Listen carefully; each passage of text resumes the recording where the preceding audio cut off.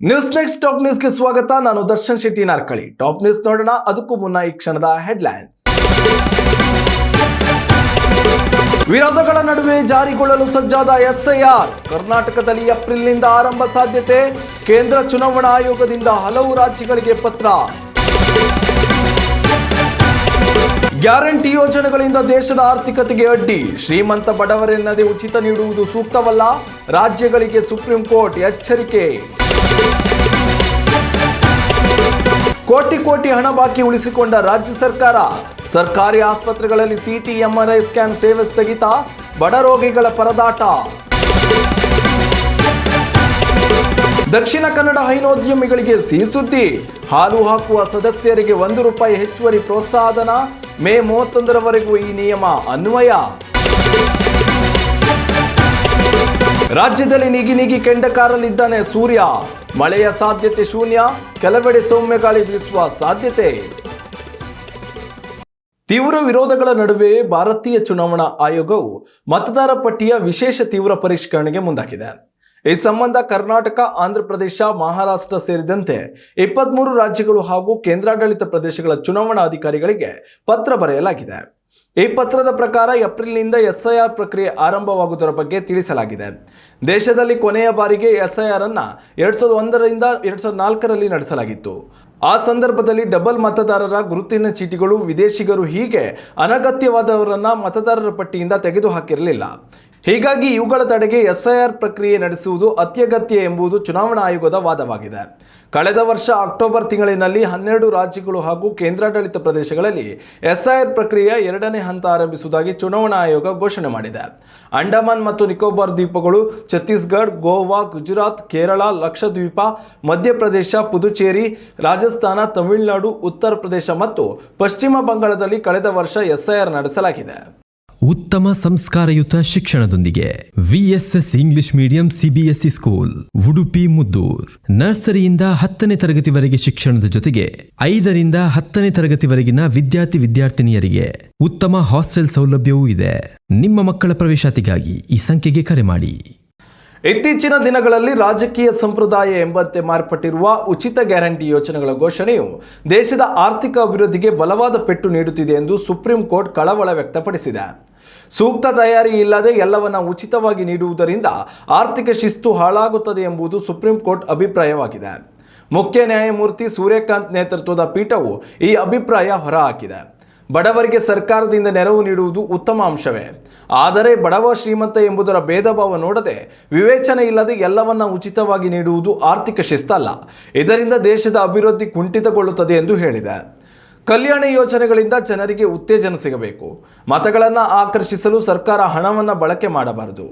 ಉಚಿತ ಸೈಕಲ್, ಉಚಿತ ವಿದ್ಯುತ್, ನೇರ ವರ್ಗಾವಣೆಯ ಮೂಲಕ ಜನರ ಖಾತೆಗೆ ಹಣ, ಇದೇ ರೀತಿ ಎಲ್ಲವನ್ನ ಉಚಿತ ಮಾಡುತ್ತಾ ಹೋದರೆ ಜನರ ಮನಸ್ಥಿತಿ ಏನಾಗಬಹುದು? ಉಚಿತ ಕೊಡುಗೆ ನೀಡುವುದರ ಬದಲು ಉದ್ಯೋಗ ಸೃಷ್ಟಿಗೆ ಹೆಚ್ಚಿನ ಆದ್ಯತೆ ನೀಡಿ. ದೇಶದ ಅಭಿವೃದ್ಧಿಗೆ ಶಾಶ್ವತ ಪರಿಹಾರವನ್ನು ಉದ್ಯೋಗ ಸೃಷ್ಟಿಯಿಂದ ಮಾತ್ರ ಬಗೆಹರಿಸಲು ಸಾಧ್ಯ, ತಾತ್ಕಾಲಿಕ ಉಚಿತ ಯೋಜನೆಗಳಿಂದ ಅಲ್ಲ ಎಂದು ಹೇಳಿದೆ. ಸರ್ಕಾರಿ ಆಸ್ಪತ್ರೆಗಳಲ್ಲಿ ಉಚಿತವಾಗಿ ದೊರೆಯುತ್ತಿದ್ದ ಸಿಟಿ ಎಂಆರ್ಐ ಸ್ಕ್ಯಾನ್ ಸೇವೆಗಳನ್ನು ಸ್ಥಗಿತಗೊಳಿಸಲಾಗಿದೆ.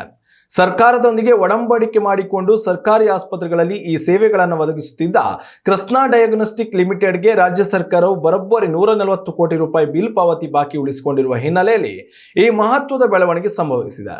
ರಾಜ್ಯದ 14 ಜಿಲ್ಲಾಸ್ಪತ್ರೆಗಳಲ್ಲಿ ಏಕಾಏಕಿ ಈ ಸೇವೆಗಳನ್ನು ಸ್ಥಗಿತಗೊಳಿಸಲಾಗಿದ್ದು, ಬಡ ರೋಗಿಗಳು ಪರದಾಡುವಂತಹ ಪರಿಸ್ಥಿತಿ ನಿರ್ಮಾಣವಾಗಿದೆ.